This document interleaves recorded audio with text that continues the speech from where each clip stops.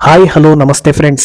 ಕೆಲವೊಂದು ಸಿನಿಮಾಗಳು ಎಷ್ಟು ಪಾಪ್ಯುಲರ್ ಆಗುತ್ತವೆ ಅಂದ್ರೆ 5-6 ಭಾಷೆಗಳಿಗೆ ರೀಮೇಕ್ ಆಗುವಷ್ಟು ಪಾಪ್ಯುಲಾರಿಟಿ ಪಡೆಯುತ್ತವೆ. ಇವಾಗ ನಾನು ಹೇಳ್ತಾ ಇರೋದು ಅಂಥದ್ದೇ ಒಂದು ಸಿನಿಮಾ ಬಗ್ಗೆ. ಅದರ ಹೆಸರು ಮರ್ಯಾದಾ ರಾಮಣ್ಣ ಅಂತ. ರಾಜಮೌಳಿ ನಿರ್ದೇಶನದ ತೆಲುಗು ಸಿನಿಮಾ. ಈ ಸಿನಿಮಾ ಕನ್ನಡಕ್ಕೆ ರೀಮೇಕ್ ಆಗಿದೆ ಅನ್ನೋದು ಕೂಡ ನಿಮಗೆ ಗೊತ್ತಿರಬಹುದು.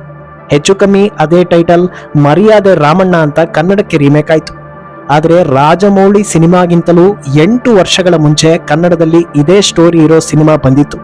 ಅದರ ಹೆಸರು ಬಲಗಾಲಿಟ್ಟು ಒಳಗೆ ಬಾ ಅಂತ. ಈ ಸಿನಿಮಾದ ಹಾಡುಗಳು ಕೂಡ ಫೇಮಸ್ ಆಗಿದ್ವು. ಆದರೆ ಸಾಕಷ್ಟು ಜನರಿಗೆ ಈ ಸಿನಿಮಾ ಹೆಸರೇ ಗೊತ್ತಿರಲಿಕ್ಕಿಲ್ಲ. ಹಾಗಿದ್ರೆ ಕನ್ನಡದ ಸಿನಿಮಾ ಸ್ಟೋರಿನ ರಾಜಮೌಳಿ ತಗೊಂಡಿದ್ರಾ ಅಂತ ಕೇಳಿದ್ರೆ ಖಂಡಿತ ಇಲ್ಲ.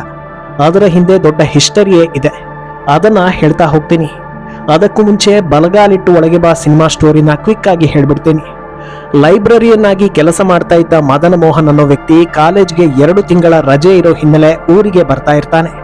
ಆತನಿಗೆ ಪುರಾತನ ಕಟ್ಟಡ ಇತಿಹಾಸ ತಿಳ್ಕೊಳ್ಳೋ ಹವ್ಯಾಸ ಇರೋದ್ರಿಂದ ಸೋಮನಹಳ್ಳಿ ಅನ್ನೋ ಊರಲ್ಲಿ ಯಾವುದೋ ಪುರಾತನ ಕೋಟೆ ನೋಡ್ಬೇಕು ಅಂತ ಡಿಸೈಡ್ ಮಾಡ್ತಾನೆ.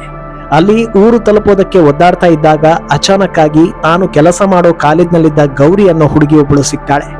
ಹಾಗೋ ಹೀಗೋ ಅವರ ಮನೆ ಅತಿಥಿಯಾಗಿ ಹೋಗೋ ಹಾಗಾಗುತ್ತೆ. 100 ರೂಮ್ ಇರೋ ಬೃಹತ್ ಬಂಗಲೆಗೆ ಅತಿಥಿಯಾಗಿ ಹೋಗಿ ಆತಿಥ್ಯ ಸ್ವೀಕರಿಸೋ ಹೊತ್ತಲ್ಲಿ ಮದನ್ ಮೋಹನ್ ಆ ಕುಟುಂಬದ ಶತ್ರು ಅನ್ನೋದು ಗೊತ್ತಾಗುತ್ತೆ. ಈ ವಿಚಾರ ಮದನ್ ಮೋಹನ್ಗೆ ಗೊತ್ತಾಗೋದಕ್ಕೆ ಸ್ವಲ್ಪ ಸಮಯ ಹಿಡಿಯುತ್ತೆ. ಅಲ್ಲಿಂದ ಆ ಮನೆಯೊಳಗೆ ನಡೆಯೋದು ಅಕ್ಷರಶಃ ಬೆಕ್ಕು ಇಲಿ ಆಟ. ಮನೆಯಿಂದ ಹೊರಗಡೆ ಕಾಲಿಟ್ರೆ ಸಾವು ಫಿಕ್ಸ್.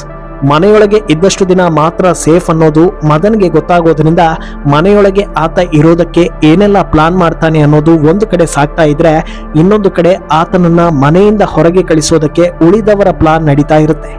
ಇದರ ಮಧ್ಯೆ ಆ ಮನೆಯ ಕಂಟ್ರೋಲ್ ರೂಮ್ ಅನ್ನೋ ಹಾಗಿದ್ದ ಅಜ್ಜಿಗೆ ಈ ಸೇಡಿನ ವಿಚಾರ ಗೊತ್ತಾಗದ ಹಾಗೆ ಮೇಂಟೈನ್ ಮಾಡೋದು ಕೂಡ ದೊಡ್ಡ ಟಾಸ್ಕ್.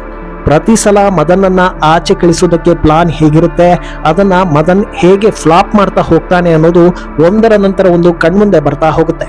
ಇದು ಸಿನಿಮಾದ ಕೊನೆಯ ತನಕ ಥ್ರಿಲ್ಲಿಂಗ್ ಹಾಗೂ ಕಾಮಿಡಿಯನ್ನ ಕಾಪಾಡಿಕೊಂಡು ಬರುತ್ತೆ. ಈ ಹೊತ್ತಲ್ಲಿ ಗೌರಿ ಹಾಗೂ ಮದನ್ ನಡುವೆ ಪರಸ್ಪರ ಪ್ರೀತಿ ಕೂಡ ಶುರುವಾಗುತ್ತೆ. ಅಂತಿಮವಾಗಿ ಈ ಸೇಡಿನಾಟ ಹೇಗೆ ಅಂತ್ಯವಾಗುತ್ತೆ, ಮದನ್ನನ್ನ ಕೊಂದು ಸೇಡು ತೀರಿಸಿಕೊಳ್ತಾರಾ ಅಥವಾ ಅವರ ಪ್ರೀತಿ ಒಪ್ಪಿ ಮನೆ ಅಳಿಯನನ್ನ ಮಾಡಿಕೊಳ್ತಾರಾ ಅನ್ನೋದು ಸಿನಿಮಾದ ಕ್ಲೈಮ್ಯಾಕ್ಸ್. ಇನ್ನು ಈ ಸಿನಿಮಾದ ಹೈಲೈಟ್ ಅಂದ್ರೆ ಅದು ಕಾಮಿಡಿ. ಜೀವ ಉಳಿಸಿಕೊಳ್ಳೋದೇ ದೊಡ್ಡ ಟಾಸ್ಕ್ ಆಗಿದ್ರು ಅದನ್ನ ಅಸಂಬದ್ಧ ಮಾಡದೆ ಎಲ್ಲವೂ ಲಾಜಿಕ್ಗೆ ಹತ್ತಿರ ಆಗೋ ಹಾಗೆ ನೋಡ್ಕೊಂಡಿರೋದು ಸಿನಿಮಾದ ಪ್ಲಸ್ ಪಾಯಿಂಟ್. ಅಲ್ಲದೆ ಕ್ಯಾರೆಕ್ಟರೈಸೇಷನ್ ಕೂಡ ಸಿನಿಮಾದ ರಿಚ್ನೆಸ್ ಅನ್ನ ಹೆಚ್ಚಿಸಿದೆ. ಒಂದು ಮನೆಯಲ್ಲಿ ಕೆಲಸದವನಿಂದ ಹಿಡಿದು ಲೆಕ್ಕ ಬರೆಯೋ ಚಿತ್ರಗುಪ್ತನ ತನಕ ಪ್ರತಿಯೊಂದು ಕ್ಯಾರೆಕ್ಟರ್ಗೂ ಅದರದ್ದೇ ಆದ ತೂಕ ಇದೆ. ಪ್ರತಿ ಪಾತ್ರದ ಡೀಟೇಲಿಂಗ್ ಕೂಡ ಅದ್ಭುತವಾಗಿ ಬಂದಿದೆ. ಆಗೊಮ್ಮೆ ಈಗೊಮ್ಮೆ ಒಂದೊಂದು ಪಾತ್ರಗಳು ಬರ್ತಾ ಇದ್ರು ಅವರ ಸಂಭಾಷಣೆ ಹಾಗೂ ಮ್ಯಾನರಿಸಂ ಚಿತ್ರದುದ್ದಕ್ಕೂ ಕಿಕ್ ಕೊಡ್ತಾ ಹೋಗುತ್ತೆ ಹಾಗೂ ನೆನಪಲ್ಲಿ ಉಳಿಯುತ್ತೆ. ಇದರ ಜೊತೆಗೆ ಈ ಸಿನಿಮಾಗೆ ದೊಡ್ಡ ಶಕ್ತಿ ಅಂದ್ರೆ ಅದು ಹಾಡುಗಳು. ಚಿತ್ರದ title song title card play ಆಗುವಾಗಲೇ ಶುರುವಾಗುತ್ತೆ. ಅದು ಅರ್ಥಗರ್ಭಿತವಾಗಿದೆ ಅನ್ನೋದು ಗಮನಾರ್ಹ. ಇನ್ನು ಹಾಡೆಂದರೆ ಸ್ವರವಮ್ಮ ಅನ್ನೋದು ಆಗಾಗ ಕೇಳುವಂತ ಮೆಲೋಡಿ ಸಾಂಗ್. ಇನ್ನು ಇದೇ ರಾಗದಲ್ಲಿ ಸರ್ವೈವಲ್ ಸಾಂಗ್ ಅನ್ನೋ ಹಾಗೆ ಸರ್ಕ್ಯಾಸ್ಟಿಕ್ ಆಗಿ ಒಂದು ಹಾಡು ಕೊನೆಯಲ್ಲಿ ಬರುತ್ತೆ. ಅದು ಕೂಡ ಥ್ರಿಲ್ ಕೊಡುತ್ತೆ. ಇನ್ನು ಪರ್ಫಾರ್ಮೆನ್ಸ್ ವಿಚಾರಕ್ಕೆ ಬಂದ್ರೆ ಎಸ್ ನಾರಾಯಣ್ ಅವರ ಕಾಮಿಡಿ ಟೈಮಿಂಗ್ಸ್, ಡೈಲಾಗ್ ಡೆಲಿವರಿ ಚಿತ್ರದ ದೊಡ್ಡ ಹೈಲೈಟ್. ಅಲ್ಲದೆ ದಿಗ್ಗಜರ ಸಮಾಗಮ ಅನ್ನೋ ಹಾಗೆ ಮುಖ್ಯಮಂತ್ರಿ ಚಂದ್ರು, ಚೈತ್ರಾ ಶೆಣೈ, ಹಿರಿಯ ನಟ ಉಮೇಶ್, ರಮೇಶ್ ಭಟ್, ರಾಮಕೃಷ್ಣ, ಕರಿಬಸವಯ್ಯ ಇವರೆಲ್ಲರೂ ಕಾಂಪಿಟೇಷನ್ ಮೇಲೆ ನಗೆಗಡಲಲ್ಲಿ ತೇಲಿಸ್ತಾ ಹೋಗ್ತಾರೆ. ಇಡೀ ಚಿತ್ರದಲ್ಲಿ ಗಂಭೀರ ಪಾತ್ರ ಅಂದ್ರೆ ಅದು ಜಯಶ್ರೀ ಅವರದ್ದು. ಅವರ ಸಂಭಾಷಣೆ ಎಷ್ಟು ಅಚ್ಚುಕಟ್ಟಾಗಿದೆ ಅಂದ್ರೆ ಆ ಮನೆ ಅವರ ಕಂಟ್ರೋಲ್ ನಲ್ಲಿದೆ ಅನ್ನೋ ಫೀಲ್ ಚಿತ್ರದುದ್ದಕ್ಕೂ ಸಿಗ್ತಾ ಹೋಗುತ್ತೆ. ಏನೋ ನಾಯಕಿ ಗೌರಿ ಪಾತ್ರದಲ್ಲಿ ಛಾಯಾ ಸಿಂಗ್ ಕೂಡ ಲವಲವಿಕೆಯಿಂದ ನಟಿಸಿದ್ದಾರೆ. ಛಾಯಾ ಸಿಂಗ್ ಹಾಗೂ S Narayan on screen best pair ಅನಿಸಿಕೊಳ್ತಾರೆ. ಅಂದಹಾಗೆ ಈ ಸಿನಿಮಾ ನಿರ್ದೇಶನ ಮಾಡಿದ್ದು ಕನ್ನಡದಲ್ಲಿ ಸಾಕಷ್ಟು ಹಿಟ್ ಚಿತ್ರಗಳನ್ನು ಕೊಟ್ಟಿದ್ದ ದಿನೇಶ್ ಬಾಬು ಅವರು. ಈಗ ಮುಖ್ಯ ವಿಚಾರಕ್ಕೆ ಬರೋಣ. ಈ ಸಿನಿಮಾ ಸ್ಟೋರಿ ಕೇಳ್ತಾ ಇದ್ದ ಹಾಗೆ ರಾಜಮೌಳಿ ನಿರ್ದೇಶನದ ಮರ್ಯಾದಾ ರಾಮಣ್ಣ ಆಲ್ರೆಡಿ ನಿಮ್ಮ ತಲೆಯಲ್ಲಿ ಬಂದಿರುತ್ತೆ. ಒಂದಷ್ಟು ಕ್ಯಾರೆಕ್ಟರೈಸೇಷನ್ ಹಾಗೂ ಸಿನಿಮಾ ಹಾದು ಹೋಗೋ ರೀತಿಯನ್ನ ಬಿಟ್ರೆ 80% ಸಿನಿಮಾ ಸೇಮ್ ಟು ಸೇಮ್ ಅನ್ನೋದು ನೋಡಿದವರಿಗೆ ಗೊತ್ತು. ಡೈರೆಕ್ಷನ್ ನಲ್ಲಿ ರಾಜಮೌಳಿ ಮಿಸ್ಟರ್ ಪರ್ಫೆಕ್ಟ್ ಆಗಿರೋದ್ರಿಂದ ಮರ್ಯಾದಾ ರಾಮಣ್ಣ ಬಗ್ಗೆ 2 ಮಾತೇ ಇಲ್ಲ. ಅಂದಹಾಗೆ ಬಲಗಾಲಿಟ್ಟು ಒಳಗೆ ಬಾ ಸಿನಿಮಾವನ್ನ ಕಂಪ್ಲೀಟ್ ಕಾಮಿಡಿ ಬೇಸ್ ಮೇಲೆ ತೆಗೆದಿದ್ದಾರೆ. ದ್ವೇಷದ ಕತೆ ಇದ್ರೂ ಅಲ್ಲಿ ನಿಮಗೆ ಕಾಮಿಡಿಯ ಹೈಲೈಟ್ ಆಗ್ತಾ ಹೋಗುತ್ತೆ ಹೊರತು ಎಲ್ಲೂ ಮಾಸ್ ಫೀಲ್ ಬರೋದಿಲ್ಲ. ಆದರೆ ರಾಜಮೌಳಿ ತೆಲುಗು ಪ್ರೇಕ್ಷಕರ ನಾಡಿ ಮಿಡಿತಕ್ಕೆ ತಕ್ಕ ಹಾಗೆ ಸಿನಿಮಾ ಮಾಡಿದ್ದಾರೆ. ಇಲ್ಲಿ ಸೇಡು ಅಂತ ಬಂದಾಗ ಪಕ್ಕಾ ಮಾಸ್ ಸೀನ್ಗಳು ಬರುತ್ತವೆ. ಅದಕ್ಕೆ ತಕ್ಕಂತೆ ಎಲಿವೇಶನ್ ಗಳನ್ನು ಕೂಡ ಕೊಡ್ತಾ ಹೋಗ್ತಾರೆ. ಬಲಗಾಲಿಟ್ಟು ಒಳಗೆ ಬಾ ಸಿನಿಮಾ ಬಂದು ಸುಮಾರು 8 ವರ್ಷಗಳ ಬಳಿಕ ಮರ್ಯಾದಾ ರಾಮಣ್ಣ ಬಂದಿರೋದ್ರಿಂದ ಟೆಕ್ನಿಕಲಿ ಸಿಕ್ಕಾಪಟ್ಟೆ ಇಂಪ್ರೂವ್ ಆಗಿದೆ. ಅಲ್ಲದೆ ರಾಜಮೌಳಿ ಸಿನಿಮಾ ವಿಶೇಷತೆ ಅಂದ್ರೆ ಅಲ್ಲಿ ನಿಮಗೆ ನೆನಪಲ್ಲಿ ಉಳಿಯೋ ಯಾವುದಾದ್ರೂ ಒಂದು ಎಲಿಮೆಂಟ್ ಇದ್ದೇ ಇರುತ್ತೆ ಅನ್ನೋದು. ಈಗ ಸಿನಿಮಾದಲ್ಲಿ ನೊಣ ಹಿಡಿಯೋ ಸೂಜಿಯಿಂದ ಹಿಡಿದು ಬಾಹುಬಲಿಯ ಖಡ್ಗದವರೆಗೆ ಎಲ್ಲಾ ಸಿನಿಮಾಗಳಲ್ಲೂ ರಾಜಮೌಳಿ ಹೊಸ ಹೊಸ ಆಯುಧಗಳನ್ನ ಇಂಟ್ರೊಡ್ಯೂಸ್ ಮಾಡಿದ್ದಾರೆ. ಇಲ್ಲಿ ಆಯುಧದ ಬದಲಿಗೆ ನಾಯಕ ಸುನಿಲ್ ಜೊತೆ ಮಾತಾಡೋದಕ್ಕೆ ಸೈಕಲ್ ಒಂದನ್ನ ರೆಡಿ ಮಾಡಿರೋದು ಹೈಲೈಟ್ ಆಗಿದೆ. ಇನ್ನು ಒಂದೆರಡು ಹಾಡುಗಳು ಕೂಡ ಸೂಪರ್ ಆಗಿದ್ದು ನೆನಪಲ್ಲಿ ಉಳಿಯುತ್ತವೆ. ಪರ್ಫಾರ್ಮೆನ್ಸ್ ವಿಚಾರಕ್ಕೆ ಬಂದ್ರೆ ಸುನಿಲ್ ರ ಇಮೇಜ್ ಈ ಸಿನಿಮಾದಿಂದ ಬದಲಾಗಿದ್ದು ಯಾಕೆ ಅನ್ನೋದು ಅವರ ಆಕ್ಟಿಂಗ್ ನಲ್ಲೇ ಗೊತ್ತಾಗುತ್ತೆ. ಜೊತೆಗೆ ನಾಯಕಿ ಸಲೋನಿ ಸ್ಕ್ರೀನ್ ಪ್ರೆಸೆನ್ಸ್ ಬ್ಯೂಟಿಫುಲ್ ಆಗಿದೆ. ಉಳಿದಂತೆ ಎಲ್ಲಾ ನಟ ನಟಿಯರು ಕೂಡ ತಮ್ಮ ಪಾತ್ರಕ್ಕೆ ನ್ಯಾಯವನ್ನ ಸಲ್ಲಿಸಿದ್ದಾರೆ. ಅಂದಹಾಗೆ ಈ ಸಿನಿಮಾ ಕನ್ನಡದ ರೀಮೇಕ್ ಅಂತ ಕೇಳಿದ್ರೆ ಖಂಡಿತ ಅಲ್ಲ. ಕನ್ನಡಕ್ಕೂ ಬಹಳ ಮೊದಲೇ ಈ ಸಿನಿಮಾ ಹಾಲಿವುಡ್ ನಲ್ಲಿ ಬಂದಿತ್ತು.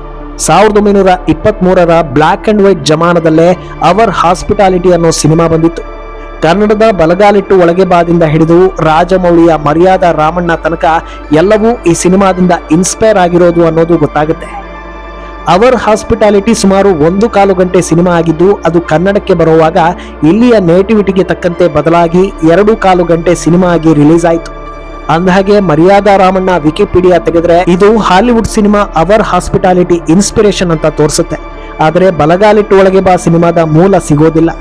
ಈಗ ಎಲ್ಲರಲ್ಲಿರೋ ಡೌಟ್ ಏನು ಅಂದ್ರೆ ರಾಜಮೌಳಿ ಕೇವಲ ಅವರ್ ಹಾಸ್ಪಿಟಾಲಿಟಿ ನೋಡಿ ಇನ್ಸ್ಪೈರ್ ಆದ್ರ ಅಥವಾ ಕನ್ನಡದ ಬಲಗಾಲಿಟ್ಟು ಒಳಗೆ ಬಾ ಸಿನಿಮಾವನ್ನು ನೋಡಿ ಎರಡೂ ಸಿನಿಮಾದಿಂದ ಇನ್ಸ್ಪೈರ್ ಆದ್ರ ಅನ್ನೋದು. ಇದಕ್ಕೆ ಅವರೇ ಉತ್ತರ ಕೊಡಬೇಕು.